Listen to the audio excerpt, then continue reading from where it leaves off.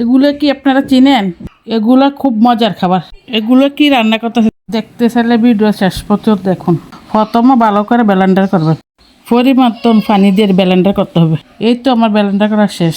Blender করা শেষ হলে বাটির ভিতর ঢেলে নেবেন, তারপর পাইবেন তেল দিবেন। তেলটা গরম হলে পরিমাণ পেস্ট দিবেন। পেস্টটা ভালো করে লাল লাল করে ভেজে নেবেন।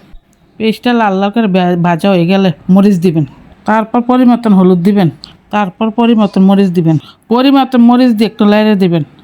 লাড়া শেষ হলে পরিমাণ জিরা দিবেন, তারপর পরিমাণ ধনিয়ার গুঁড়ো দিবেন। ভালো করে মিক্স করা হয়ে গেলে যেটি ব্লেন্ডার করছে এটি দিয়ে দিলাম। এগুলো দেওয়া শেষ হওয়ার পরে একটু লেড়ে দিলাম। এগুলো লাইরে ভালো করে মিশিয়ে নিতে হবে। এগুলো লাল লাল করে ভাজি করবেন। এগুলো লাল লাল করে ভাজি করলে গরুর মজকের মতন লাগবে।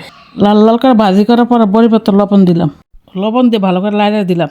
লাড়া শেষ হলে একটা এলাচি দিলাম, একটা দারচিনি দিলাম, একটা তেজপাতা দিলাম। তারপর আমাদের গাছের ধনিয়াপাতা দিলাম। নিজের গাছের ধনিয়াপাতা অনেক মজা। ধনিয়াপাতা দিয়ে ভালো করে মিক্স করে দিলাম।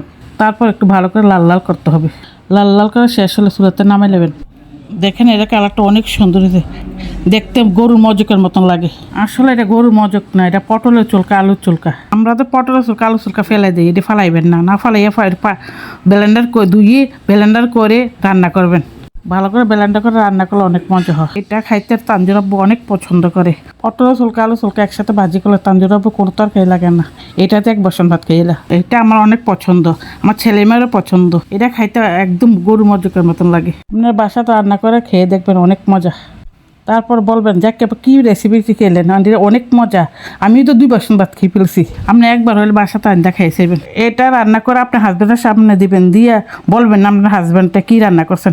আপনার হাজব্যান্ডের সামনে দিবেন, বলবেন না কী বলবেন কী খাইছো, তো দেখ কইব গরু মজক খাইছি। কিন্তু বেচারা তো জানবেন না কী খাইছে, পটলের চুলকা খাইছে না মজক খাইছে। দেখতে দেখতে আমি 1 বসন ভাত খেয়ে ফেলছি।